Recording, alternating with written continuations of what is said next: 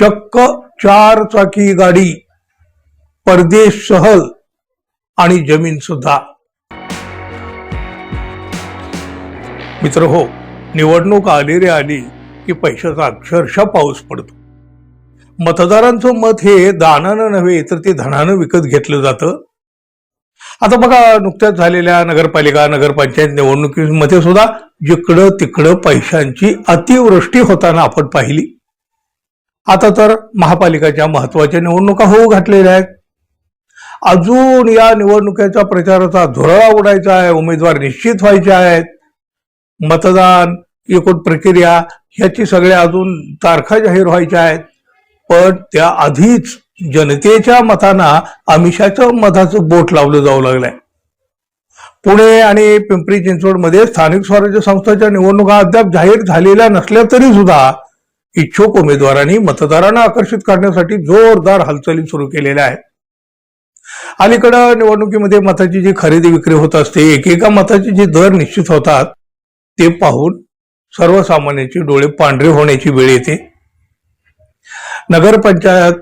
नगरपालिका या निवडणुकीमध्ये 3,000 पासून 25,000 पर्यंत एक एक मत विकत घेतलं गेल्याची चर्चा आहे. मुळात हेच आकडे एवढे मोठे धक्कादायक असताना पिंपरी चिंचवडमध्ये काही धनाढ्य आणि संभाव्य उमेदवारांनी होणाऱ्या निवडणुकीसाठी प्रचंड आर्थिक ताकदीचा वापर करायचं ठरवलेलं दिसतंय. विकासाच्या मुद्द्यापेक्षा मतदारांना थेट पैसे देऊन त्यांची मतं खरेदी करण्याकडे कल वाढलेला दिसतो. पुण्यात मतदारांना महागड्या भेटवस्तू आणि आमिष दाखवून आपल्या बाजूने वळवण्याचा प्रयत्न सुरू करण्यात आलेला आहे. वाढत्या स्पर्धेमुळं आणि उमेदवारी मिळवण्यासाठी स्वतःची ताकद दाखवण्यासाठी काही इच्छुकाकडून कोट्यावधी रुपयाचा खर्च केला जातोय अशी चर्चा आहे. आता मित्रांनो, ही जी चर्चा सध्या सुरू आहे ना, त्यानुसार जर आपण बघायचं ठरवलं तर पुणे महापालिकेच्या काही प्रभागामध्ये मतदारांना चक्क 4 चाकी गाडी, परदेश सहल आणि जमीन सुद्धा अशा आकर्षक ऑफर्स दिल्या जात असल्याचं बोललं जातंय. कसबा परिसरातील एका प्रभागामध्ये पैठणीचा खेळ जिंकणाऱ्या महिलांना हेलिकॉप्टर राईड देण्याचं आश्वासन दिलंय. लोहगाव धानोरी परिसरातील एका प्रभागामध्ये एका इच्छुक उमेदवारानं लकी ड्रॉच्या द्वारे 11 गुंठे जमिनीचे प्लॉट देण्याची घोषणा केली. मित्रांनो, आहे ना धक्कादायक.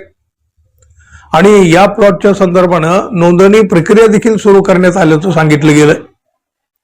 विमाननगर परिसरातील एका प्रभागामध्ये काही इच्छुक उमेदवाराकडून जोडप्यांसाठी थायलंड मधील फुकेत क्राबी इथलं 5 दिवसाची सहल आयोजित करण्याची ऑफर दिली गेली आहे. अहो, हे काय स्वस्तातलं आहे का फुकटातलं आहे? अनेक प्रभागामध्ये लकी ड्रॉच्या माध्यमातून SUV कार, दुचाकी आणि त्याचबरोबर सोन्याचे दागिने देण्याचं सुद्धा आम्ही दाखवलं जातंय. महिला मतदारांना आकर्षित करण्यासाठी होम मिनिस्टर सारखे कार्यक्रम आयोजित करून मोठ्या प्रमाणावर पैठणी साड्यांचं वाटप केलं जाऊ लागलेलं आहे. याशिवाय क्रिकेट लीग सारख्या क्रीडा स्पर्धांचं आयोजन करून त्यामध्ये 1 लाख रुपयापर्यंतची रोख बक्षिसं दिली जाऊ लागली आहेत. काही भागामध्ये महिलांना शिवणयंत्र, मुलींना सायकलींचं वाटप हे असं सगळं सुरू आहे. या सर्व प्रकारामुळं निवडणूक प्रक्रियेतील पैशाचा वाढता वापर आणि आमिषांचं राजकारण मात्र पुन्हा एकदा चर्चेत आलेलं आहे. प्रत्यक्ष निवडणुकीच्या आधीच जर एवढ्या मोठ्या पैशाची अशी अतिवृष्टी होत असेल तर मित्रांनो, निवडणुकीत काय काय होईल म्हणजे हे खरं तर अंदाजा पलीकडचं ठरू लागलेलं आहे. पुण्यात सुरू असलेल्या या चर्चा प्रचंड धक्कादायक आहेत. अहो, एवढा पैसा कुठून आणला जातो आणि नंतर तो कसा वसूल केला जातो? अर्थात याचा विचार तुम्हीच करा मित्रांनो. धन्यवाद. पुन्हा भेटू. नमस्कार.